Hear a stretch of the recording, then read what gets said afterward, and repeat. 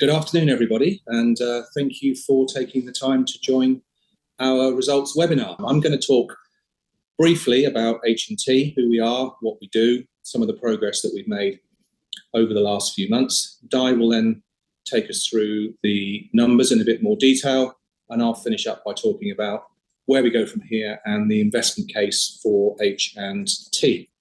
In terms of who we are and what we do, we've been around a long time, actually. This is our 126th year, 273 stores across the UK, and very much a stores-based business. We've been investing significantly, actually, over the last 2 or 3 years in making our online presence and the digital support for our stores ever better, but we are and will remain for the foreseeable future a stores-based business, and we'll talk a bit about why that is a little bit later on. We are the UK's largest pawnbroker by some margin.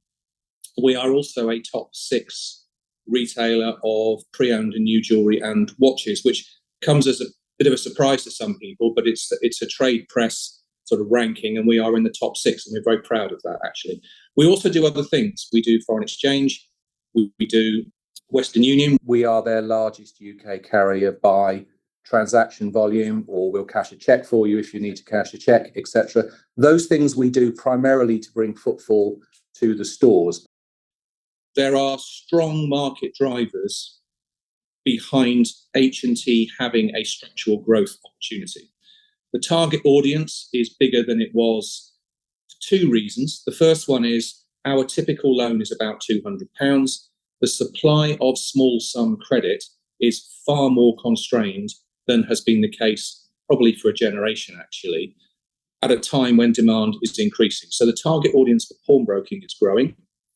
Similarly, the target audience for our pre-owned and new jewellery and watches is also growing as pre-owned becomes far more mainstream. Within the overall jewellery and watch market, pre-owned is the growth area, growth element, and pre-owned is really what we do. Over 80% of our retail sales are pre-owned. Therefore, the demand for that is growing, and the target audience for it is also growing, and there are still opportunities to expand our footprint. In terms of how we generate our revenues, we are overwhelmingly a pawnbroker and jewellery retailer.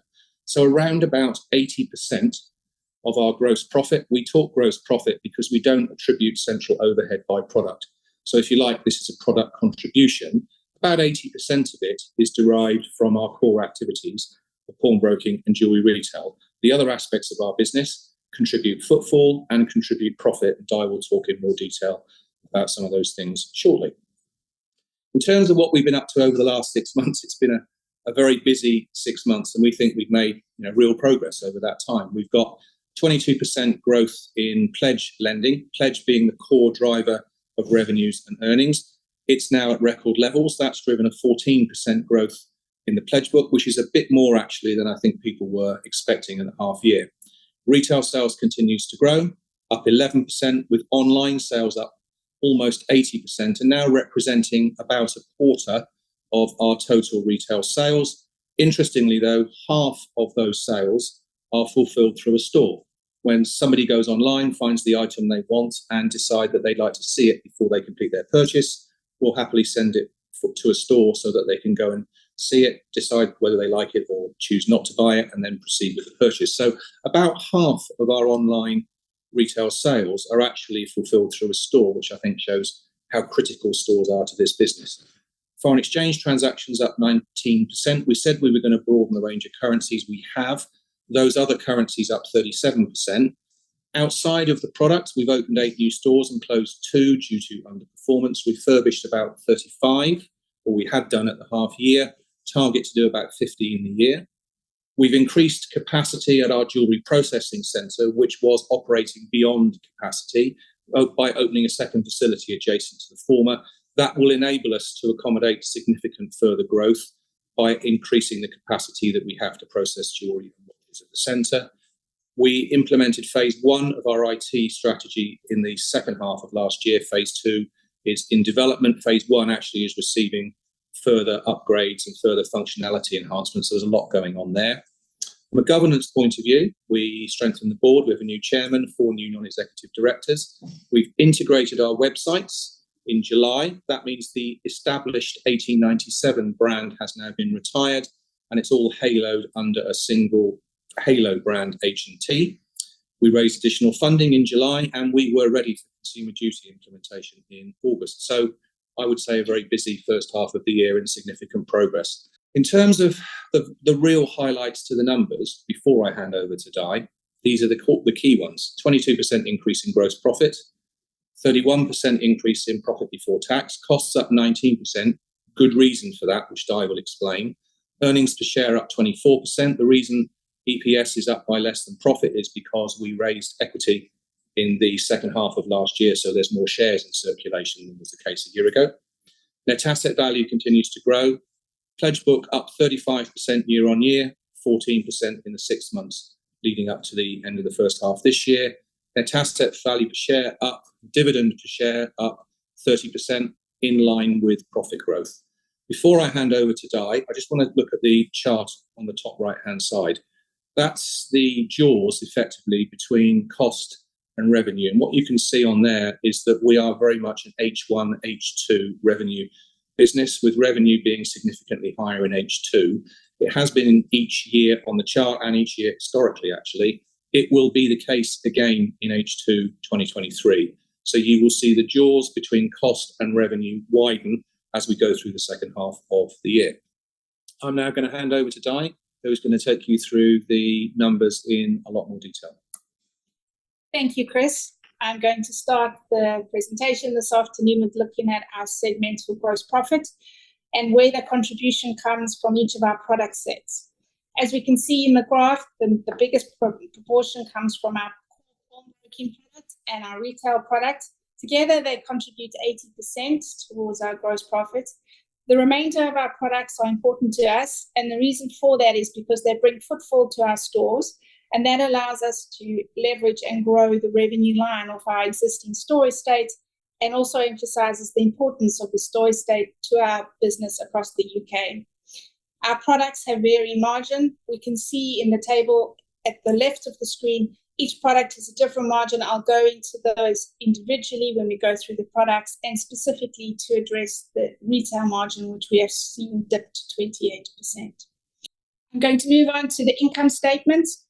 For the income statement, I'm going to use the disclosure that we report, where we have our IFRS 9 charges included in other direct expenses.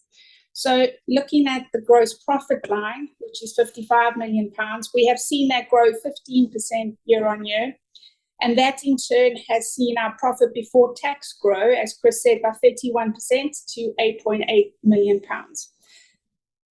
What we see that translate to is a growth in our earnings per share, 24% up in earnings per share, and an earnings per share of 16.26p per share, notwithstanding the additional equity we issued in October last year. Cost control is very important to us, and close cost control in this environment is what we are focusing on, and I'll spend some time going into that in more detail. So if we look at operating costs, I have to remove my IFRS 9 charges from my cost base. So by doing that, my cost base is £40 million. That is 19% up on the same time last year. Our cost base is volumetric and fixed, and the primary driver for the increase in our costs is our employee-related costs, which contribute about 60% to our overall cost base. Now, those costs saw a growth of 21%, and that is down to two factors. The first being due to headcount, which we planned for and is heads that we were filling for vacancies predominantly in 2022 and also into 2023. 2022, particularly because we had vacancies in our stores, in our IT teams, and in our jewellery centre, as most people would have found that hiring staff in 2022 was a little harder than previously found. 2023, our hiring is going as planned, but actually a little slower, but not on the same level as we saw in 2022. The remainder of the increase is due to the pay rise. Pay rise in two means. One, in terms of the increase we've applied across the board to our employees, And secondly, the timing of when we granted that pay rise. For this year, it was in January. Last year, it was in April. So we brought it forward by 3 months to ensure that we can look after our teams. Non-pay related costs also saw some increase, and that is where we saw suppliers passing costs on to us at rates that were above inflation. For the first half of this year, those costs are now in the run rates, and we expect that in the latter half of the year, these costs will normalize and the overall cost for the year will be able to stabilize. What that means, if we look back to the graph that Chris showed us earlier on operational jaws, our cost curve in terms of the rate of growth of costs will flatten slightly, and we'll see the benefits of the growth in the revenue in the top line as we're weighted to the second half of the year with our foreign currency income as well as our retail income in November and December. To generate our business, we have a strong balance sheet, and that balance sheet remains strong. It's underpinned by inherent and conservatively valued precious metals and cash balances. Our net asset value at the end of the year, 166 million. Within that, we have our assets of 230 million. And there's where we see our working capital investment into our pledge book, 114 million, our cash, and our inventory. At the end of the year, we had a net debt position of £17.1 million. That's about 15 million up on where we ended last year, December. And if we have a look at where that funding has come from and where that funding has been deployed into in the course of the 6 months, we've used an additional £15 million from our bank funding. Our bank has increased that funding as well. I'll touch on that a little bit later. But that £15 million has been deployed into growing our working capital, which is our pledge book, and inventory, which we saw a slight increase of around £2 million. The remainder of the cash has gone into our capital investments. That is to refurbish our stores, acquire and open new stores, as well as tax interest and paying dividends. As I mentioned, our total banking facility was increased this year in July, actually. That increased to £50 million. It was previously 35 million. And that was on favourable terms with no change to the covenants or to the maturity profile. If I turn our attention to our individual product set and where we are seeing the growth in our revenue line, I'll start with pawnbroking. That is our biggest contribution and core products to the business. It contributed £32 million or 65% of total gross profit. And that growth has come from the increase and continued strong demand we are seeing in the lending to our customers in the first half of the year. That lending grew by 22%. And on the lending that has driven the pledge book growth, we earn a yield of 60%. The rest of the metrics that we see across our pledge book have remained intact. And what we are seeing is our customers are borrowing from us an amount of money that they need, which is normally about £200 for the amount of time that they need to borrow it for, which is about 97 days, with no changes to our LTVs and to our redemption rates. Retail, we've seen growth in retail by 11%, generated revenue of £23 million. And for us, the growth in online has also been positive. So that growth and the contribution from our online services has grown, as mentioned slightly earlier, 80% for the year. And that is split in two parts. So online revenue for us is revenue where a customer originates and concludes a transaction online, as well as originates and concludes a transaction in store. We call that click and view in store. If I turn our attention to our margins, we can see that our margins have dropped this quarter or this half to 28%. The reason for that is threefold. There's the mix between new and pre-owned items, the mix within pre-owned items itself, along with our decision to reduce inventory levels, and in particular certain watch brands for which we applied a discount. So the combination of those three has driven our margin down slightly. What we have done to address this is deal with the inventory levels. That is now at a level at which we are comfortable, and we have put our prices up in the second half of this year, so we are expecting our margin to improve slightly.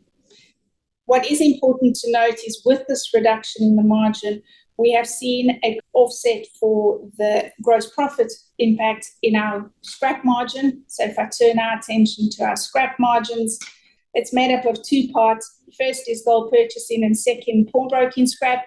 If we look at the graph on the far right-hand side, which is pawnbroking scrap, we can see that the gross profit that we have earned through the process of moving slow inventory that we had has generated a profit that more than offsets the compression we have seen in margins. Foreign currency for us is a growth opportunities. We have seen record levels of transactions, and as the momentum builds into the peak summer months, this is for us a future growth opportunity. The final slide from me is on our other services. Other services for us are important. They bring footfall to our stores, and they contribute in main two particular products, one being money transfer and one being cheque cashing. Money transfer is our relationship with Western Union, and that brings about 500,000 transactions through our stores on an annual basis. The one point to note is personal lending. We've seen that drop as expected, as we no longer offer the personal lending product, and that will roll off in due course as the outstanding amounts are collected. I'd like to hand back to Chris to take us through strategic objectives. Thank you, Di. We are a stores-based business, and we get asked all sorts of different questions, stats about our stores. So what we thought we would do is to put some stats up. We will update these. We may add to it, actually, but we'll update these each time we report going forward. So 273 stores, an increase of a net 6, 8 opened, 2 closed. Annual revenue per store at a bit less than £750,000. Average pledge book per store a bit over 400,000, and about, well, actually £400,000 gross profit generated on average per store. So our stores really do generate significant revenue for the group. We've reduced our inventory levels a little bit, down to 84,000 per store, and 56% of our employees have greater than 3 years service. Turnover is around about 20%, which is low for a retail style business. As far as our leases are concerned, the average rental cost, £27,000, down a little bit on a year ago. 98% of our stores have a rent negotiation or break on a term of less than 5 years, or 5 years or less, in which case every year somewhere about 20 to 25% of our store rents come up for review. We are still able to negotiate very attractive renewal terms for our leases. In terms of the cost to fit out a new store, it ranges between 50 and up to 200,000. That depends on what the store was used for before and the extent to which we have to put security and other measures in. If it was used, for example, as a jeweller's or a building society before, then it costs less. The average cash investment between 150 and 300,000, 28 stores opened in the last 2.5 years. And without exception, all of those stores either are already or will be profitable in no more than their second year of operation. So some key stats about the stores.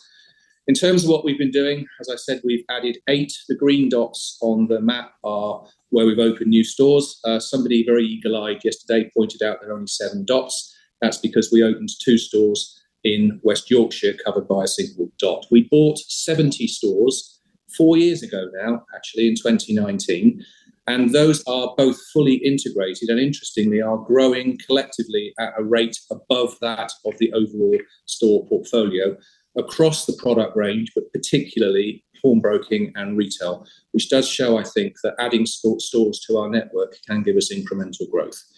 As some of you may know, we acquired Swiss Time Services, which is a watch servicing and repair business, last year. This has brought significant watch expertise to the group, which is already serving us well, actually, and is beginning to add relationships and other things into the watch industry that we simply didn't have before. Refurbishments, we've done 35. We've opened the jewellery centre. We will intend to do approximately 50 store refurbishments this year.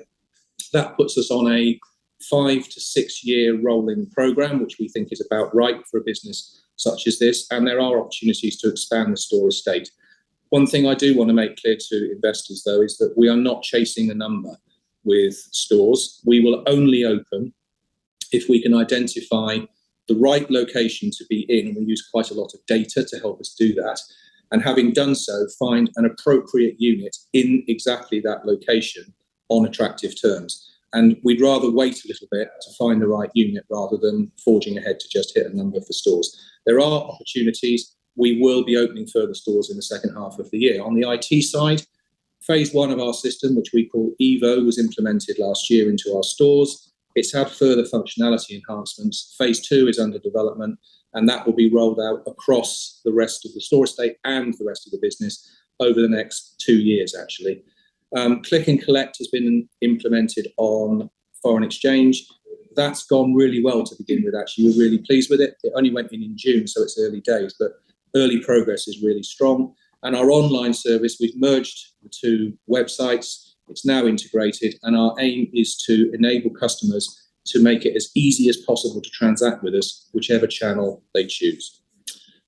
So in terms of being a sustainable business going forward, and from an ESG lens, we've done a lot of work around the board. Peter McNamara stepped down from the board after 17 years and 14 years as chairman. Simon Walker, who joined the board last year, became chairman, and he's been working hard to broaden the range of skills and experiences that sit around the board table. We have 4 new non-executive directors who've joined us very recently now, and they have a very broad range of skills which will really support the growth of the group going forward. We work closely with FareShare. For those that don't know, FareShare is one of the larger food-related charities. We've donated a bit over 600,000 meals so far, and we're quite proud of that, actually. We will continue to evolve the governance structure, and like all companies, we're very focused on the carbon footprint, Scope 3, and our employees, who we really do try to look after, and making sure they're properly rewarded will remain a priority for the group. So looking at where we go from here, there are macroeconomic reasons to believe that this business has a significant short and medium-term growth opportunity. On the pawnbroking side, we believe that demand will continue to grow for the foreseeable, partly because of demand for credit being very, very pertinent right now, but also and largely because of the withdrawal of supply of small sum credit from the market. It's much more difficult now to find a legitimate place to borrow a couple of £100, and £200 is our median loan size. Your options are very limited now, and for that reason, we believe there is a systemic growth opportunity for pawnbroking and for H&T in particular as the market leader. On the retail side, and as I said earlier, we believe that demand will remain robust, and in particular for pre-owned products, which represent good value for money, a store of value, and particularly for our younger customers, and we have a large number of younger customers, they are much more focused than perhaps previous generations have been on sustainability and environmental factors. So we think pre-owned jewellery and watches is a growth opportunity, and pre-owned jewellery and watches is what we do. So it's a focus for us and a growth opportunity. Foreign currency we see as a growth opportunity for the group, expanding the range of currencies in click and collect. On the cost side, we believe, as Di said earlier, that the majority of this year's cost inflation is now built into the run rate, and therefore that cost inflation in the second half of the year will be lower than it was in the first half, whilst at the same time we've got strong momentum on the revenue lines. So why would you invest in H&T?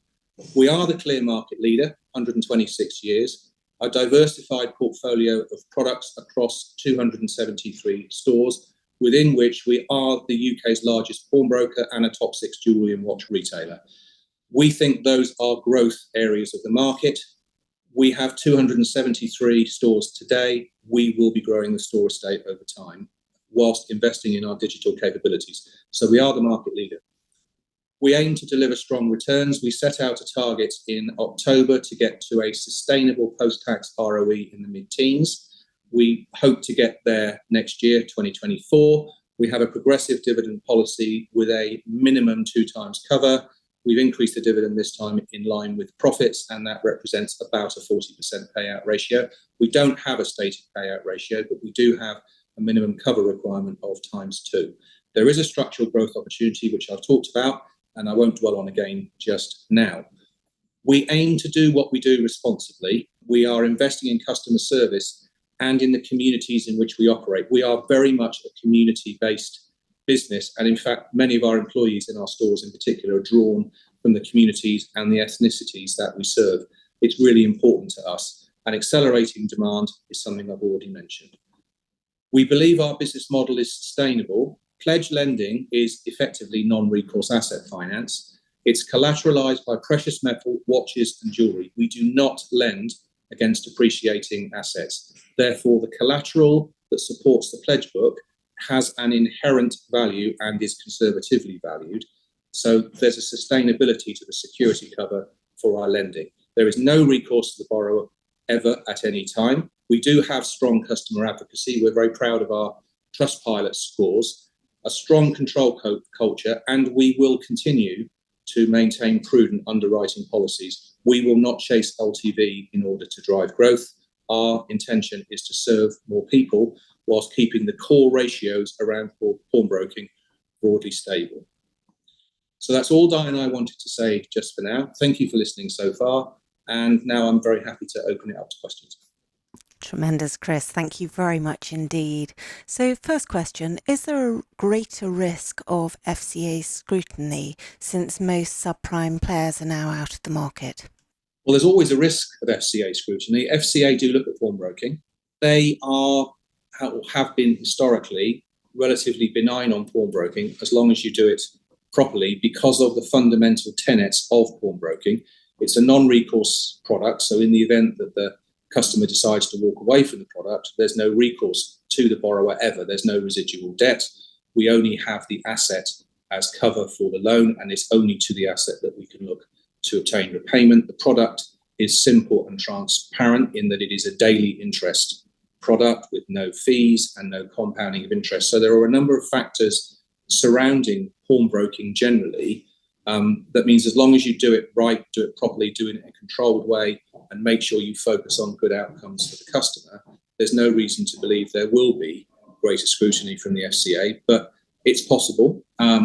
If it is, then I am confident, particularly following the implementation of Consumer Duty in August, that we are well placed to answer any questions they have. We do have a relationship with the FCA and a very good one. So yes, it's always possible that pawnbroking will come under greater scrutiny as any financial services product can.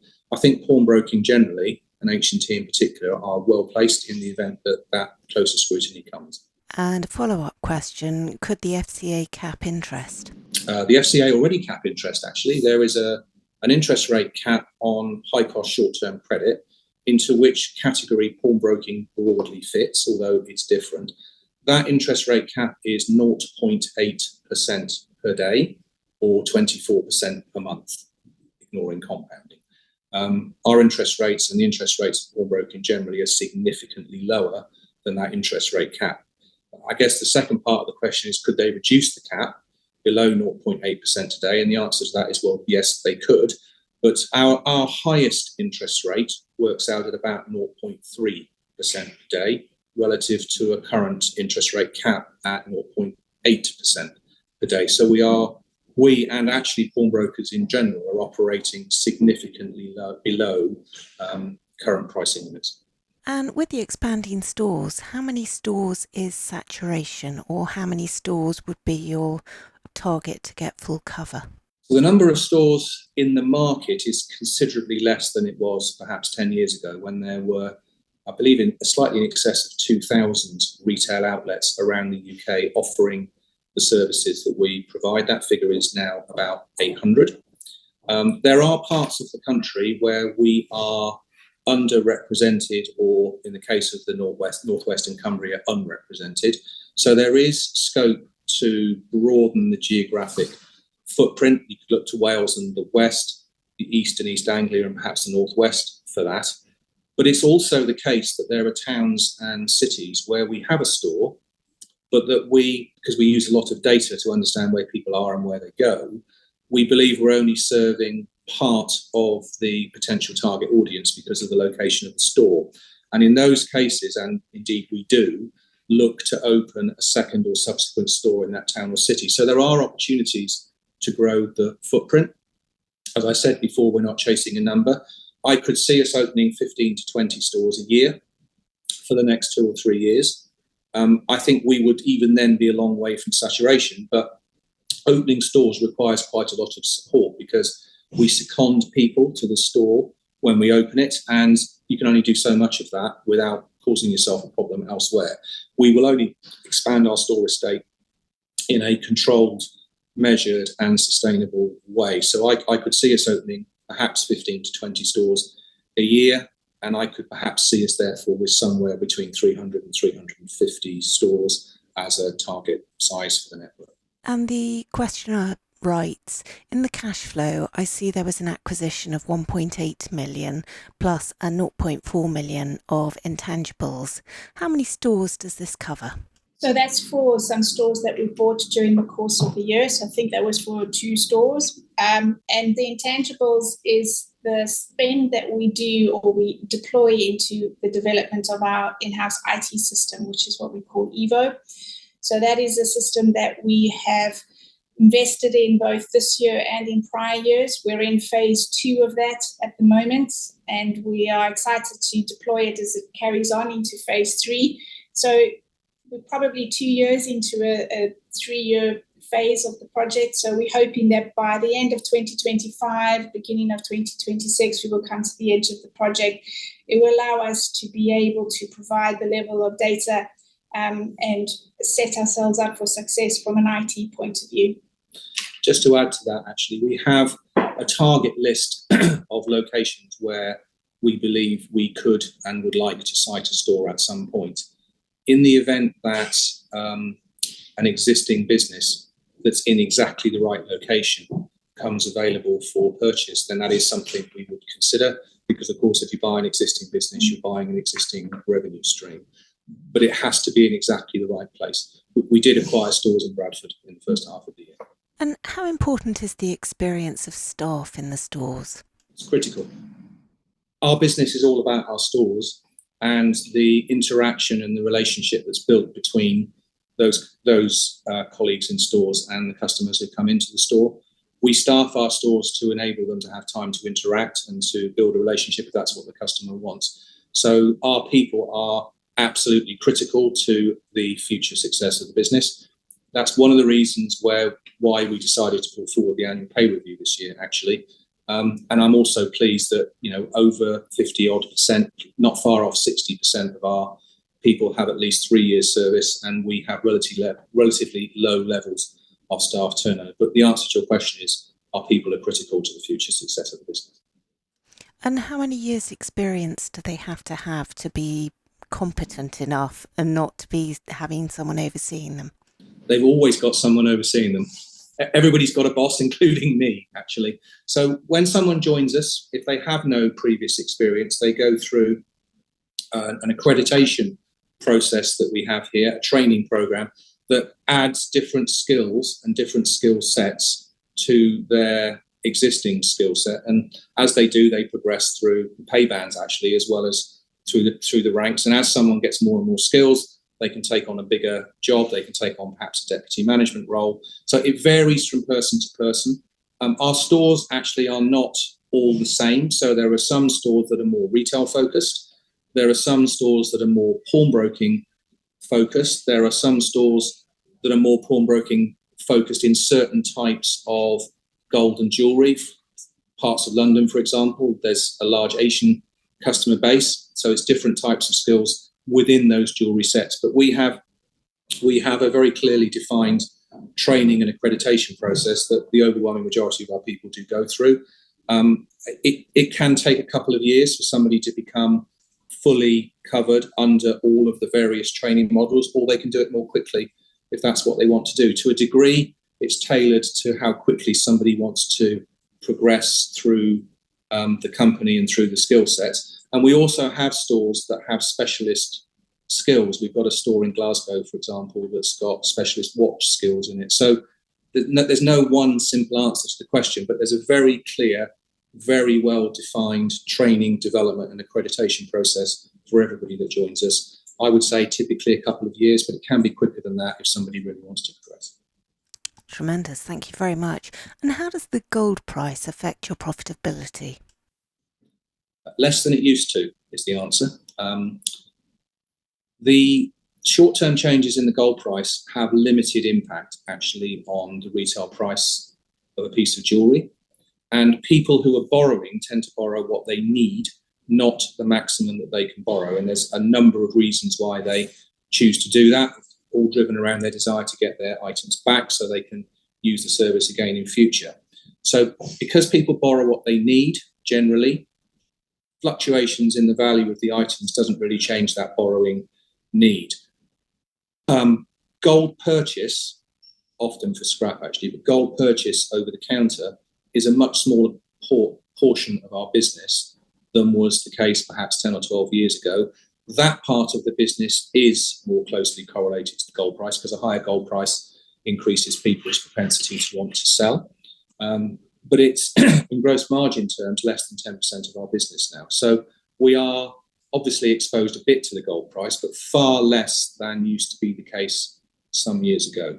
And what are the covenants on the debt? Is it one bank or a syndicate? No, one bank. So our bankers has only one bank, and that is with Lloyds. So that facility increased up to £50 million. It was £35 million before. No change to the covenants. We have 3 of those, 2.5 times leverage, 4 times interest cover, and 1.5 times fixed charges. We did see the interest rates tick up slightly when we got the additional facilities, but still happy with the terms that we have. We've also had no changes to the maturity, so that is currently in place with the maturity date of the RCF out to December 2025, with the option to extend for what we call +1+1, so an extra year at each year between now and then. And how do you think about the dividend policy in the overall capital allocation plan?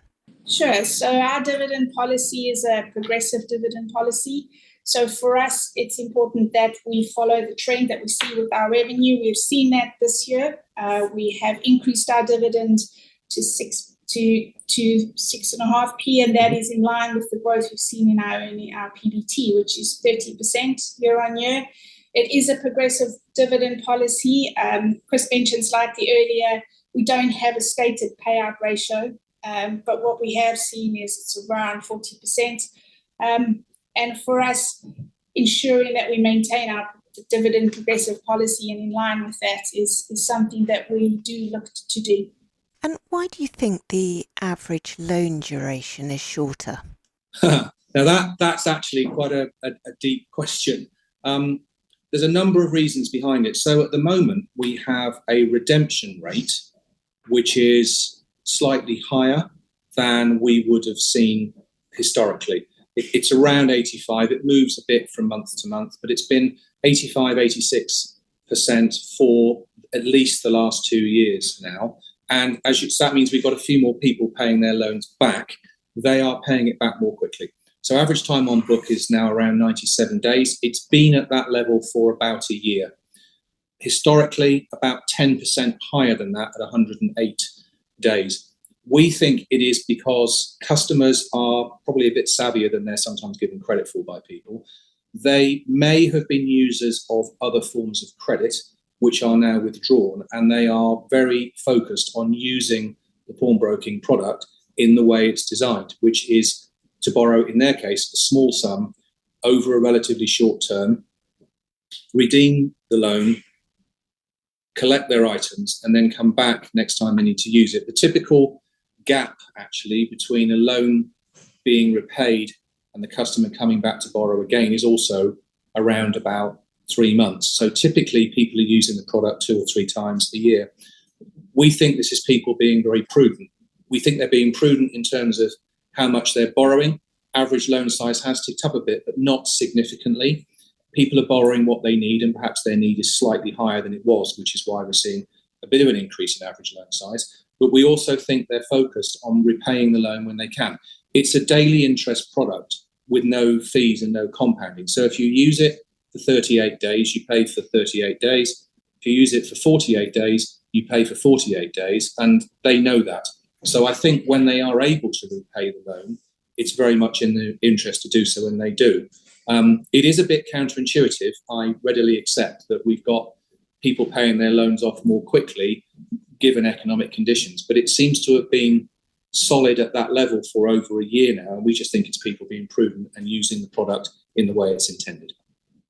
Thank you very much. And if people don't access small sums of short-term credit with you, where do they go? Well, the small sum short-term credit market is far more constrained than has been the case in the past. There are still online lenders that you can go to. A lot of people are using buy now, pay later, although that is about to enter at some point the regulatory net. And sad to say, there is a rise in unlicensed lending. We have seen, evidence of that in parts of the country in which we operate. But it is much more difficult now. Friends and family would be another place that people go, but there are far less legitimate places now to go to borrow a small sum over a short term. And it's one of the reasons we think that there's a real growth opportunity for pawnbroking. I can't answer the question empirically. There are still lenders. There is still buy now, pay later, and there are friends and family, but a significant proportion inevitably, I think, is going to unlicensed lenders. And when you refurbish a store, what sort of uplift, or is there any uplift that you see? It's actually the other way around. One of our biggest challenges as a pawnbroker is to get people to cross the threshold. People haven't been used to using a pawnbroker for a long time for a whole range of factors, and crossing the threshold is a bit of a challenge, I think, for people quite often because they may have preconceptions of what a pawnbroking store is like. So what we are seeking to do with refreshing our store estate is to make sure our stores look attractive, look modern, light, airy, and somewhere actually you would want to go if you've perhaps not been in there before. Put another way, we think potential customers are reluctant to enter a store if it looks a bit scruffy, perhaps. So we think it's more linked to encouraging and making it an attractive place for new and existing customers to do it. Now, that said, there are stores where we do a full refit for a specific purpose. So we've recently done that in Bolton. Bolton is one of our larger retail sales stores and was operating at capacity.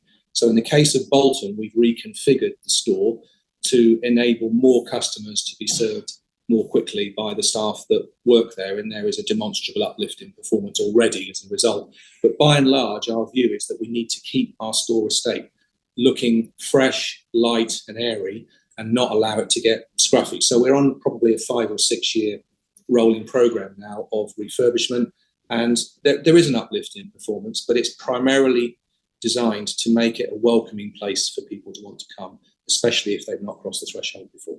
And there's a certain amount of capex. So how much operational gearing is there within the company at the moment as revenues go up?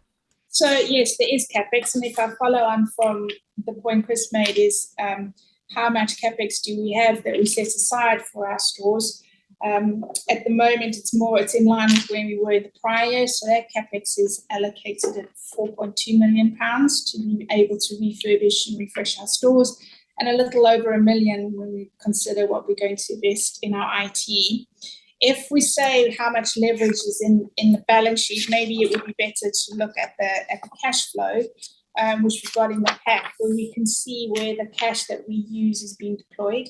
So with the additional funding that we have from Lloyds, we also raised our some additional equity at the end of last year. We can see that that's been deployed really into our working capital. And that is really the pledge book, a little bit into inventory, but predominantly into the pledge book, and then into the capital investments. And then in that capital investment line is where we see those investments into our stores, into the opening of our new stores, and of course there's our intangible, which is Evo, and the other cash flow items that we have is really our interest, dividends, and tax. So for us, it's a level of gearing that we are currently comfortable with. We did when we raised our equity, think that it would be good to ensure when we raise debt that we raised it in more or less the same proportion, and that is what we've done. And it's a level at which we're comfortable at. We don't feel that this is a business which we would like to overgear. So at the moment, that is the ratios that we have. We don't have a stated gearing policy or gearing ratio target either. Our job as operationally is to drive footfall to the stores, and for our people in those stores to then interact with the customer and turn them into a customer of one or more products of the group. So we're predominantly a fixed cost business. So the operational leverage is huge. And if you look at the pawnbroking pledge book, it's more than twice the size that it was 18 months, less than 2 years ago. At the end of 2021, it was 60 million, 66 million to be precise, and it was 114 at the end of June, and it grew in July.